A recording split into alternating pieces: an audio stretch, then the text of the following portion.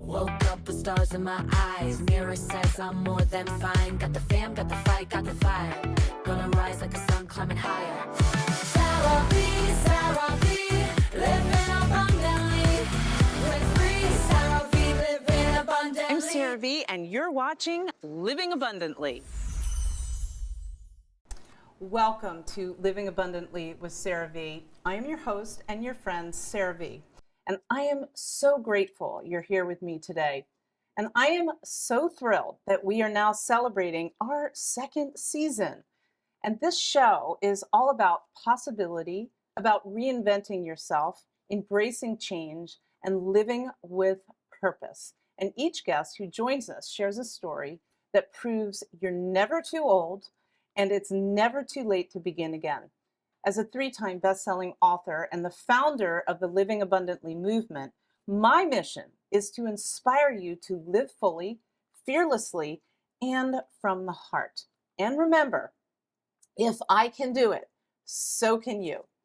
You're all in for a huge treat today. Not one, but 2 incredible guests are joining me today to talk about something that literally, truly changed and even saved my life, and that is meditation. Joining me from Colorado is David Gandelman, a spiritual teacher, author, and guide whose mission is to help people awaken and live with purpose. He's the founder of the Meditation School app and host of the Meditation School, Energy Matters, and Grounded Sleep podcasts, with millions of streams worldwide, blending Western philosophy with Eastern wisdom. David brings humor and heart to making meditation accessible and transformative.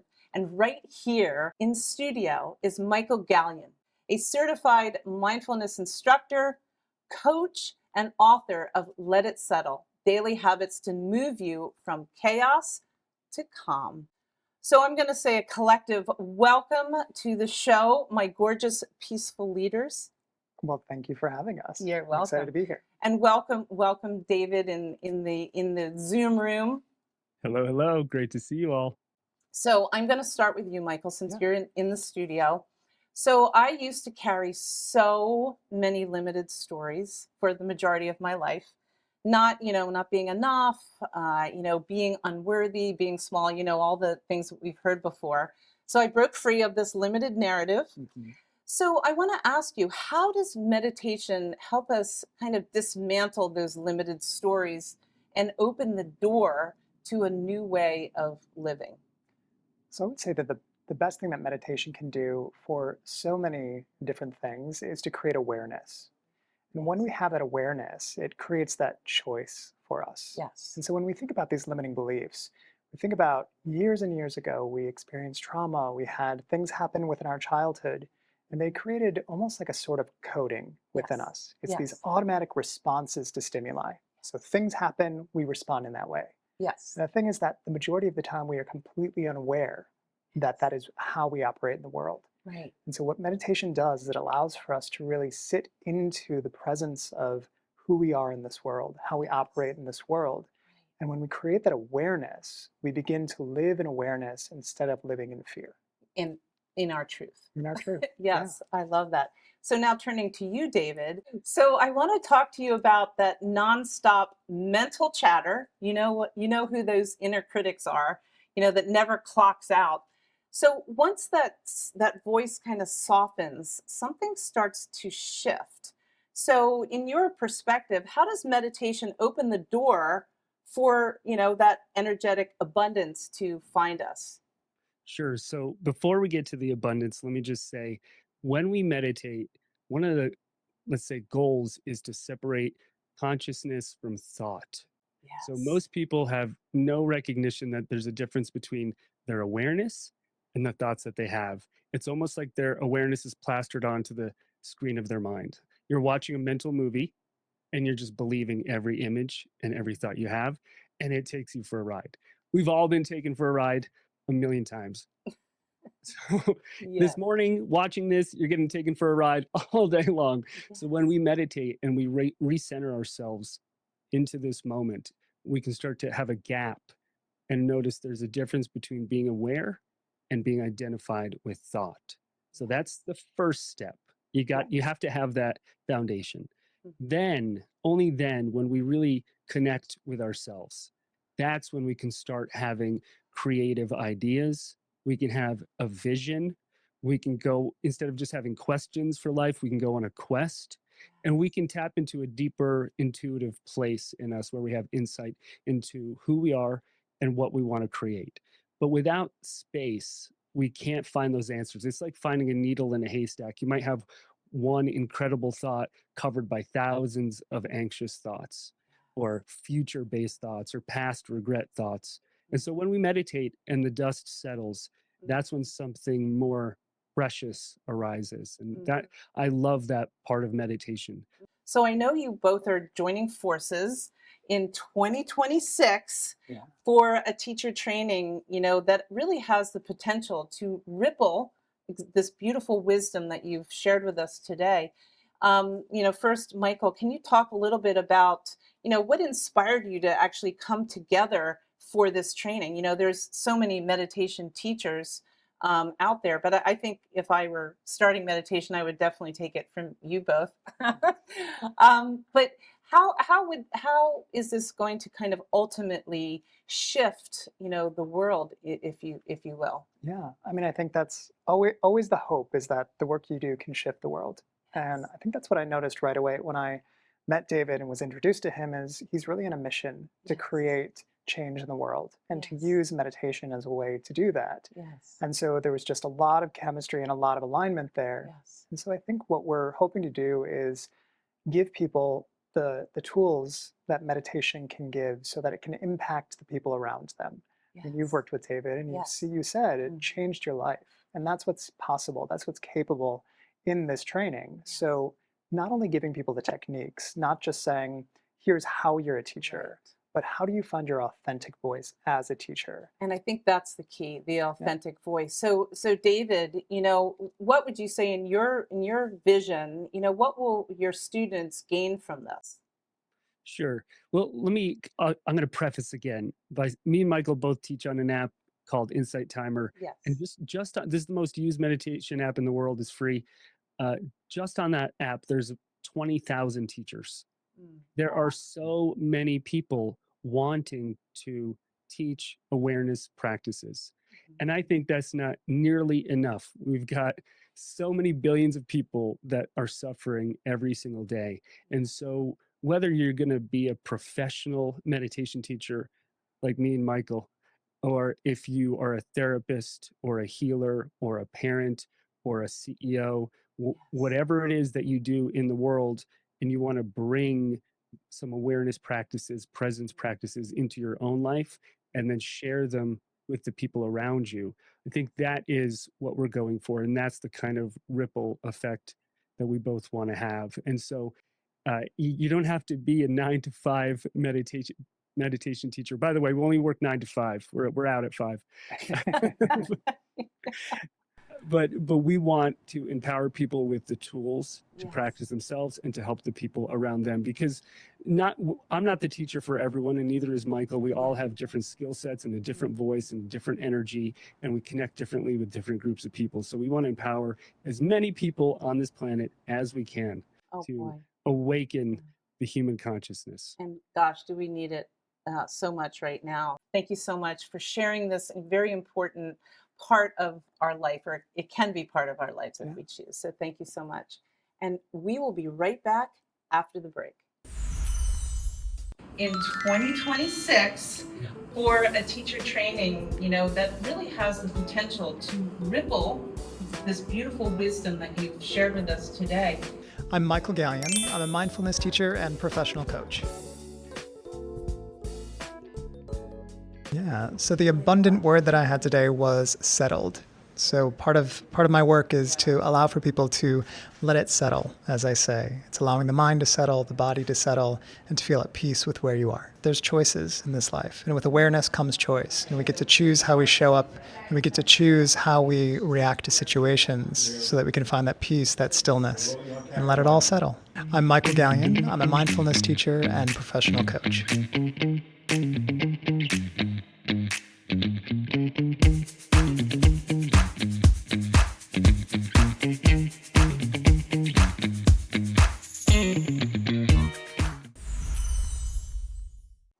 Dawn Elgin is an author, speaker, and revolutionary soul guide in practical spiritualism.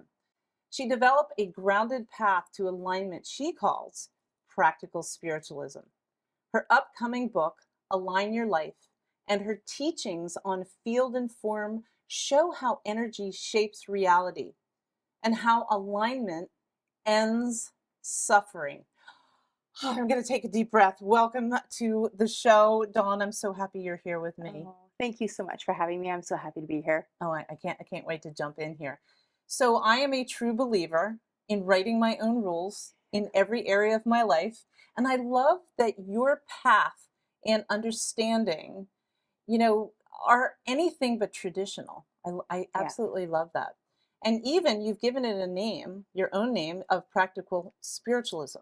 For those hearing it for the first time, can you, what does it mean? And can you just explain exactly what it is? Yeah. Well, most of the time we take our everyday life and we split it from our spiritual Yes. spiritual life. Right. And practical spiritualism is taking what I've found to be the 12 laws of the universe that Yes. thread through science and mysticism, Yes. and making it so that our everyday life is our spiritual life. So we bring them together to co-create a life where we no longer have suffering. Oh, I absolutely love that. You've shared how energy shapes reality and how alignment ends suffering. I love that. But your teachings go further than that and deeper. I'm going to add that as well. So that's where what you call field and form come into play. Can you explain what that means and how it actually fits into your work? Absolutely. So field and form. So the field is anything that is energy. So that would be your thoughts, your emotions, consciousness, even the space around us. Mhm. That's the field. So it is the mind of the universe. And form is anything that we would call reality. So that includes our body, it includes our environment, it includes our results. And so anything that we want to shift in form, we actually need to shift in the field first. Oh. So although we maybe want to change something about our bodies, our health, we automatically go to a form. We'll use medicine, we'll use exercise. But what's imperative is that we actually use energy. And so we need the field to come in to permanently change the form. So all this sounds very powerful, but I know maybe some viewers are probably kind of like, what? Wondering, how would someone begin, doing this? What is a straightforward way that they can actually start to feel that field and form or that alignment, today? Absolutely. So the best place is, oddly enough, the most simplest place, which is to pause and to come to your breath. We call it a conscious breath. So we take a beautiful deep breath in and you feel it, the texture, the temperature, feel it enter all the way down into your belly, all the way down into your pelvic bowl. Yes. And you pause. And then you slowly exhale. Yes. And as we do that, we can take a moment to check in. We get a moment where we become present, where we become aware of the breath. Right. And in that moment, that's where we start shifting back into alignment. Before we wrap here, my favorite question, is always about an abundant word that best describes. So I'm going to ask you, with you practicing this practical spiritualism, what would you say would be an abundant word that best describes your life? Because you're actually living this. Yeah, it would be coherence. Coherence. Coherence brings us back into an alignment. So when we're in coherence in our relationships, in our thoughts, in our actions, we are starting to live abundantly. Abundantly is not about having more. No. It's about being more present. Yes. Let's do a mic drop on that one. Oh my gosh, this is so fantastic. Thank you so much, Dawn. This is so inspiring, that you've come here and shared your wisdom with all of us. Thank you so much. Oh, thank you so much for having me. You're welcome. Stick around. We will be right back in a minute.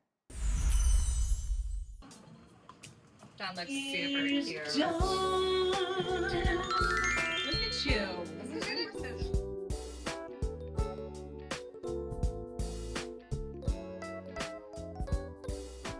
Meets mysticism. When you look at the 12 laws, they're not a negotiation. Yeah. They right. run in absolutely everything. Right. So we can bring our spirituality back in. Right. Because it's truth. It's always the way you do one thing is the way it affects everything in your life. You know, Absolutely. all the different aspects, whether it's business, relationships, finances, spirituality, you know, whatever that is. So I love this, and I can't wait to read your book. Thank you. Thank you so much. So excited. Yeah. Hello, my name is Dawn Elgin, and I am the founder of Practical Spiritualism. My abundant word today is coherence. It is all about being in coherence both with your heart and with your mind, being in coherence with the universe, with spirit. My book is called Align Your Life, and it is a 10-step guide to reclaiming your power and co-creating the life that you truly desire. And it is the first step of a movement that I've created called the Aligned Human Project. I think the thing I desire to resonate most with people is the imperativeness of us coming back into harmony with ourself, with our soul, both within our divinity, with our femininity, with our masculinity, and healing those aspects of ourself so that we can end our suffering. My name is Dawn Elgin. I'm the founder of Practical Spiritualism, and I am living abundantly with Sarah V.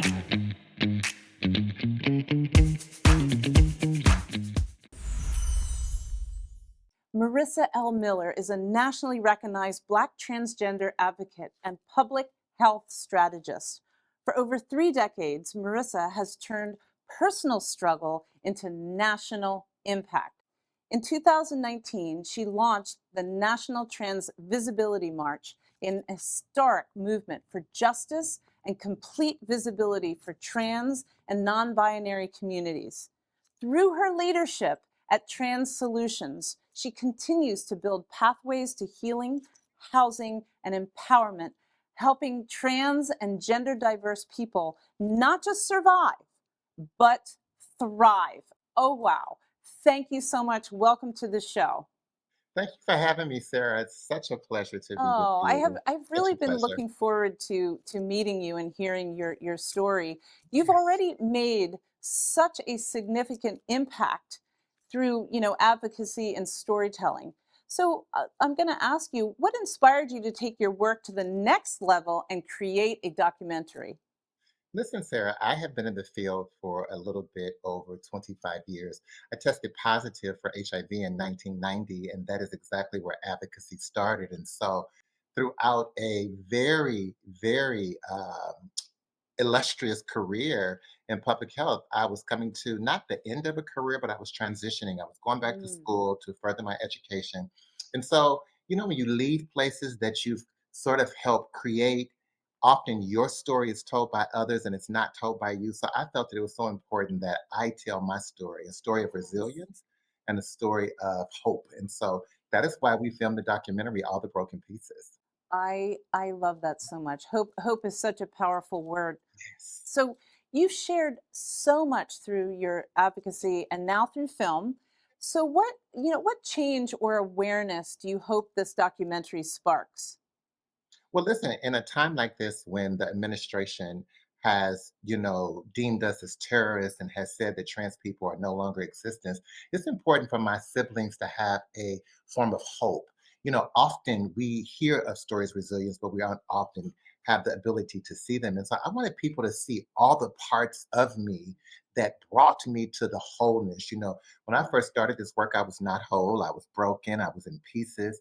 I was trying to put together my life. And some great people in public health said, well, come on, let me help you put your life together. And so it was just those steps of how folks, my parents, my childhood, my adulthood shaped the person that I am. And so I wanted people to see all of that. Often people only see the good things of how people are, and they don't know how people got there. And I wanted people to see the journey. And so it's so important to show people the journey. And now we're independently showing the documentary across the country. I'm scheduled to be in Mississippi in November, scheduled to be in Ohio in December. And so I want to keep giving. You know, the main purpose for this documentary was not a financial gain, was not to be known publicly more, you know, but it was just so that people like me who were struggling and who might not think there is a way out, who think that the end was their beginning. I want them to realize the beginning is not their end. And so that is what we're doing. We're taking it across country. We're Love it. sharing the story with people and resonating with those who can resonate with it and giving people hope. Oh, you keep using the word hope. I love this. This is so inspiring, you know, to have you and your story here for all of us to enjoy. But before we wrap, I always ask, what would be the most abundant word to describe? And I'm going to call what you're doing a movement. You know, what would be one abundant word that would describe your movement? Well, I think it's four words in one, and it's Yep. push, it's pay attention, it's sustain what you're paying attention to, I love um, honor it, honor it, and sustain it. So push, pay attention, understand, sustain, heal, and hush. So I would say that has Amazing. been the mantra for which I have stood on. Oh, I love it. Thank you so much. This is amazing. Thank you so much for sharing your passion with all of us. Thank you, and thank you for having me, sir. I'm a huge fan of you, and I Oh, love the work yay. that you're doing. And And I have thank to say you, you're very glam. I love it. thank you. So thank you so much. So don't go away. We are coming right back with more amazing guests. A lot of regrets about their life. I should have married this one. I should have taken this job. I should have moved here. So I said, well, why don't I write a novel about a guy who actually has the power to do that? So female entrepreneurs down in the South navigating through friendships. We're all successful entrepreneurs, of course, through our businesses and our personal lives. So we all remember probably back to elementary school that we're all protons, neutrons, electrons Yes. vibrating in this Yes. magnetic field, right? 95% of the people they see are being treated for chronic conditions, things that just won't heal. Well, it won't heal because we haven't released what's holding it trapped in the body yet. Taylor Dane is an American pop icon whose career spans over 3 decades. She rose to fame with her 1987 debut. My next guest, Devin Sidell, is a Los Angeles native and Princeton graduate who has made her mark on stage and screen, earning critical acclaim and national recognition. She's appeared in hit shows like Malcolm in the Middle, The OC, Ray Donovan, Brooklyn Nine-Nine, NCIS, and Jimmy Kimmel Live. And even more inspiring, Devin turned her personal health journey into advocacy. So, you know, this topic is very close to my heart. You know, my mom passed away many years ago from breast cancer, so I'm always eager to understand more about the factors behind it. Can you explain what the BRCA gene mutation actually is, and does everybody have it? Well, everybody is born with BRCA1 and BRCA2 genes. We all have them, and what they're supposed to do is suppress tumors. So if you have a mutation on one or both of them, that means the tumor suppressors are not working the way they should, and you are at much higher risk of developing cancer. Tell us about your own experience. You kind of touched on it there, you know, making this film and in your own life, because, you know, we understand you had the gene mutation. Yes, it ended up being pretty cathartic for me, I think, to create this film. I was able to sort of relive moments that I think during the time I was so stressed and you know, I was making these urgent decisions. My sister had just been diagnosed with breast cancer, and I felt like I needed to make these decisions right away. My mom had ovarian cancer when I was 13. She survived, which it was a big surprise. Honestly, she was stage 3C and nobody thought she would make it. Her sister, my aunt, died 2 years later from ovarian cancer. So this is something that I have been carrying with me for a very long time. And when I found out that I had the mutation and started meeting with doctors, I was about 34 at that time. And they all said, you think you can wait until you're 40, really, if you're not sure about making some of these decisions to remove your ovaries and your fallopian tubes and your breasts. And at that point I said, I think I need to wait. I'm sort of in this vortex of decisions and information. And then 2 years later was when my sister was diagnosed with breast cancer, and that ultimately was the catalyst for me to say, you know what, I need to have these surgeries and I need to have them now. Wow. Yes, absolutely. Well, this is so interesting, and thank you so much for sharing your movie and yourself with all of us today. But before we wrap, what would you say is an abundant word that best describes, this life that you're now living today? I would honestly say luck. I feel like I have so much luck that I was able to avoid something that my sister and my mom had to go through. Wow. And the abundance of feeling like I lucked out in a situation that could have been really awful Yes. um, Yes. is just an amazing feeling. Yes, well, I love the word luck, and I'm so happy that you had so much luck. And thank you so much for sharing all of this. This is so interesting, and thank you so much again, Devin. Thank you so much for having me, Sarah. You are so welcome. More inspiring guests are right around the corner, so don't go away. Understanding that we have value, that we're worthy, that we have something important to share, and then finding that unique twist. Look, there's no new ideas in the world with 8 billion. I do men and women, and I do anybody out there that wants to feel fabulous and be fabulous, to be honest with you. So in your opinion, it did take a few years before I was able to be crowned Miss New York USA, but I really just want to show people to be their authentic self, to remain true to them. I work Wall Street, I put myself into therapy. Oh. Because I knew that I could not manage him or manage this insane life. And so I think through years of therapy, I really gained confidence. And then once he got arrested, I knew I was safe to leave, and I had my window, and I left. I was in a marriage for a very long time that was making me physically ill. And I wasn't paying attention to it, and it was the fear of the unknown. I've never lived on my own before. I came straight from college to marriage. Right. And that unknown of, can I make it? Can I do it? What is life as a single woman going to be like? A journey filled with so many obstacles, and it was very emotional. Our next conversation is all about the incredible abundance we already have, the power within our bodies to heal, protect, and stay in balance. And who better to explore that is Dr. Michael Scoma, one of New York's most sought after infectious disease specialists. And he's here to help us understand how tuning into our body's natural intelligence can help us stay healthy from the inside out. Welcome to the show. Thank you for joining me. Thank you for having me. This is such a great subject. So, you've gone from the intensity of ER to, kind of a private practice that feels a little bit more intentional and patient-centered, if you will. Right. So what drew you to make that move, and how has it changed the way that you, approach healing?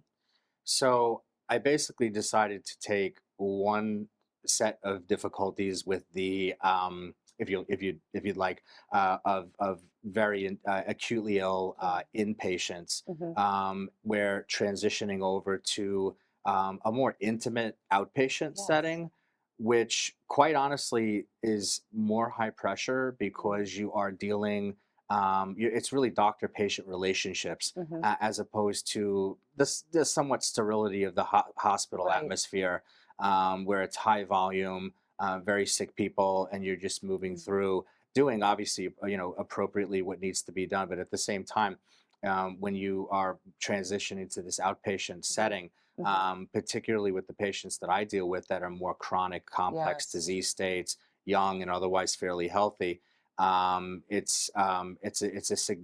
was a significant foray into that realm of practice. Yeah. So talking about, chronic disease, Lyme disease is kind of suddenly in the spotlight, unfortunately. Yes. Bella Hadid's story, has so many people wondering, what this illness really looks like. But what are some of the signs we should all be paying attention for Lyme's disease? So in an acute setting, you can or cannot have a bullseye rash. That's only, it's only in about 20% of people.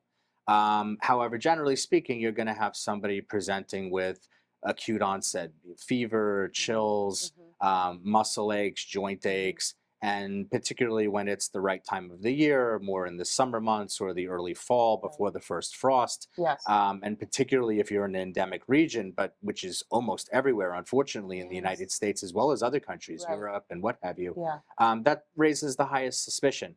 You generally, with a lot of these things, have to go with a clinical suspicion because the testing is not super accurate. Right. You can have somebody come in with a raging case of acute Lyme disease, and the titers and the Western blot are unremarkable.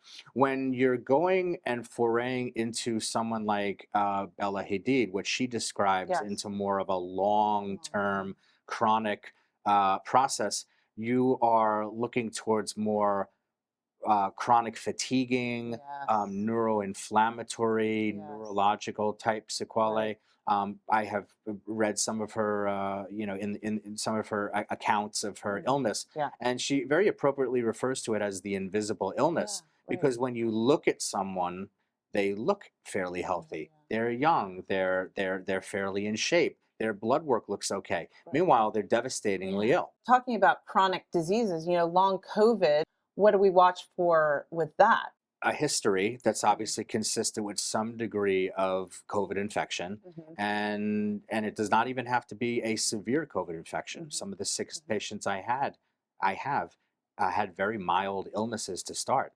The only thing is not only did they not recover, they got worse, and they basically developed very similar to Lyme and these other. There's a lot of overlapping in terms of the symptoms. So again, you've got a lot of autonomic dysfunction, like meaning when you stand upright, the heart rate jumps up, the blood pressure goes down. It's called POTS, P-O-T-S, postural orthostatic tachycardic syndrome, where there was a piece actually in the New York Times that showed that the incidence since COVID had like quintupled, because people's autonomic or automatic nervous systems are becoming deranged by these things. And before we go, what is just one abundant word that best describes your actual practice, would you say? I think the most abundant word to describe my practice is that of kindness, because kindness is contagious. And you need to be grounded. I think beautiful. I'd rather have kindness than the kissing bug for sure. But thank you very much for joining us. That abundant word, I actually did two, but the first was kindness, because kindness is definitely contagious, as well as, I would say, grounded. You have to be grounded in terms of taking care of people and living life abundantly. I think really more so also to the physicians that are out there, despite the expertise, despite the knowledge, you need to remain grounded to your patients, stay based, stay compassionate, be true to yourself, and be true to your patients. Well, my beautiful friends, that wraps up our time together for today on Living Abundantly. I truly hope you feel inspired to shine your light brightly from within, and here's to living your most abundant life. And for even more content and inspiration, follow us on YouTube, Living Abundantly with Sarah V. And here's to living abundantly. The proceeding was sponsored by Sarah V. LLC.